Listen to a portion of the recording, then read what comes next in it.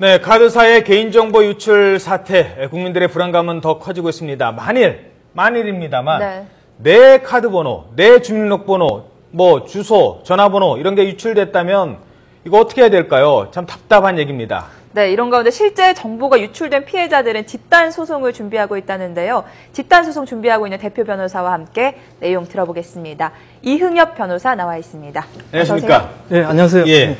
자, 일단 내가 만약에 이제 어르신들도요. 아니 이제 전화를 해보신대요. 네. 내 카드는 어떻게 됐지? 직접 인터넷 못하고 30분 기다리고 40분 기다려서 ARS 전화기 붙잡고 혹시 어떻게 되면 뭐 내 돈 다 빠져나갈지 모른다는 불안감 때문에 이럴 때 어떻게 해야 됩니까? 만약에 내가 유출이 됐다는 걸 알면 비밀번호부터 바꿔야 되는 겁니까? 예, 만약에 카드 정보가 누출됐다 그러면 가장 안전한 것은 카드를 폐기하고 다시 발급받고 비밀번호도 바꿔야죠. 뭐. 예, 그럼 일단 비밀번호를 먼저 바꿔야 되는 건가요? 어떻게? 그렇죠. 비밀번호 바꾸는 게 가장 손쉬운 방법이니까 비밀번호부터 바꾸고 나중에 이제 더 확실한 방법은 카드를 다시 폐기하고 다시 발급을 받는 방법이죠. 예. 네. 실제로 이 유출된 것보다 2차 피해가 생기지 않을까 이게 더 걱정인데요. 스미싱이나 보이스피싱이 이용되거나 이럴 경우 위험 어떻게 보시나요? 네, 아직 2차 피해에 대해서는 있었다는 얘기만 있었지 아직 밝혀진 거는 없습니다, 지금. 그런데 이제 2차 피해가 만약에 발생된다 그러면 전 국민들이 거의 패닉 상태로 들어갈 겁니다. 지금도 카드를 바꾼다든지 아니면 전화를 안 받는다든지 문자를 못 열어본다든지 이런 상태에 있는데 더 큰 어떤 공포감에 젖어들 것입니다. 예.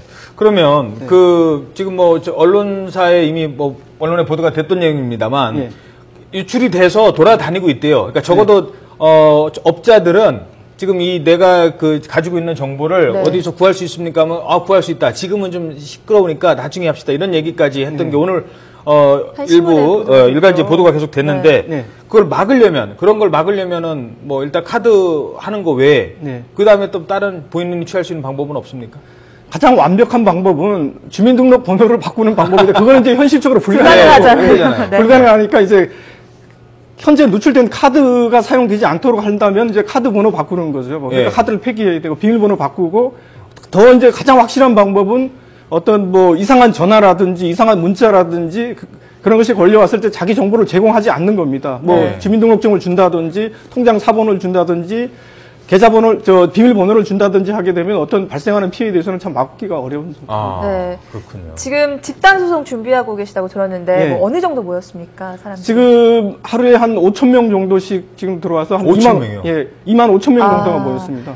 정신적 피해에 대한 보상을 묻는 거죠? 예, 그렇습니다. 지금 기존에 있어왔던 집단 소송하고 마찬가지로 금전적인 피해 손해가 아니라 정신적 고통에 대한 위자료 배상 청구 소송입니다. 그러니까 지금 변호사님이 담당하고 있는 소송만 25,000명 모였다는 거잖아요. 그럼 다른 지금 변호사분들도 같이 소송할 텐데 전체 규모는 대략 어느 정도? 약 한 10만 명 정도는 되지 않을까 지금 10만 명 이상. 현재까지가 10만 명 그렇죠. 가량. 이제 계속 어떤 언론 보도들과 이런 걸 통해 가지고 자기 정보가 굉장히 많이 누출됐다는 걸 알고 계속 지금 많은 사람들이 문의하고 저희 같은 경우에는 전화 문의 받는데 굉장히 업무가 많이 될 정도에 있습니다. 일단 그러면 이게 소송을 아마 이게 제기가 된다면 사상 최대 소송이 될 수도 있는데 그 피해자 규모로 봐서는요. 그렇죠.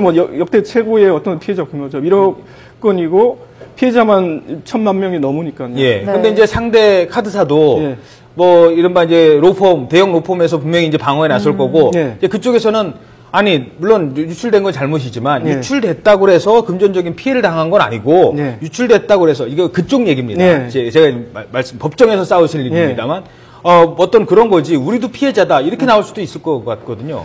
그간의 논리가 그랬습니다. 그간의 논리가, 금전적인 피해가 없지 않느냐. 이게 이제 가장 큰 쟁점이었고, 법원에서도 그런 방향으로 판결을 내렸습니다. 그런데 이제는 그런 시기가 아니라고 생각합니다. 왜냐하면 그런 식의 논리가 먹혔고 법원에서 그런 판결을 했기 때문에 반복적으로 계속 정보 유출이 있음에도 불구하고 이게 막아지지 않았다는 얘기죠. 막을 수 있음에도 막아지지 않았다는 거고 이제는 한국에서도 한국 법원도 혹은 금융 단계자들도 여기에 대한 마땅한 대책을 내놔야 되는데 법원에서는 개인들의 위자료 청구 배상에 대해서 인정을 해줘야 된다고 봅니다. 왜냐하면 법적으로는 분명히 법을 개정하지 않더라도 법적으로는 민법상으로는 정신적 고통에 대한 위자료 배상이라는 게 인정되고 있습니다. 다만 법원에서는 그 인정해주지 않는 범위에 있기 때문에 예. 그렇습니다. 네. 짧게 하나만 더 질문 드릴게요. 승소 가능성 얼마나 될?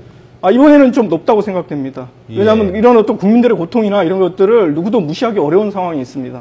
예. 과거 판례는 좀 갈리고 있잖아요. 예, 과거 판례도 저 하나로텔레콤 소송에서는 정신적 고통에 대해서도 배상을 되었어요. 분명히 2차적인 피해에 대한 배상이 아니었습니다. 네. 한 가지는 이제 소송을 제기하신 분들도 미리 알아주셔야 될 게 이게 뭐 소송한다고 내일 모레 돈 받는 건 아니죠. 1년이 걸릴지 2년이 걸릴지. 그렇죠, 예.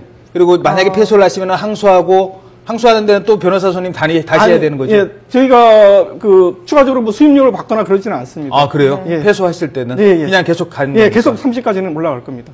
예, 알겠습니다. 알겠습니다. 네, 이번 카드 소송의 피해 좀 빨리 좀 마무리가 좀 됐으면 네. 합니다. 시간 관계상 오늘 질문 여기까지 하겠습니다. 고맙습니다. 고맙습니다. 예, 감사합니다.